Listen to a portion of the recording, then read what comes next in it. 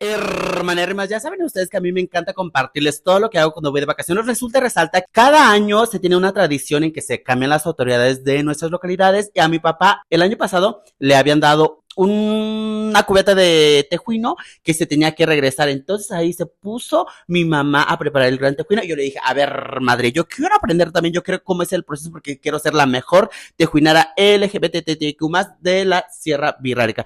Entonces yo sé que estaba en buenas manos porque mi mamá justamente es la más chingona, es una de las mujeres que mejor hace este gran tejuino. Y inclusive se tiene que tener mucho cuidado en las noches para evitar esa gran gatada a que se te queme el tejuino, porque suele suceder. Ya al día siguiente estábamos súper relajadas porque ya se había cocido, inclusive ya lo habíamos sacado del gran fuego. Aquí todavía este proceso es muy importante porque se junta lo fermentado y lo cocido y todavía se tiene que colar bien y ponerlo nuevamente para que siga fermentando y llegar ese sabor rico.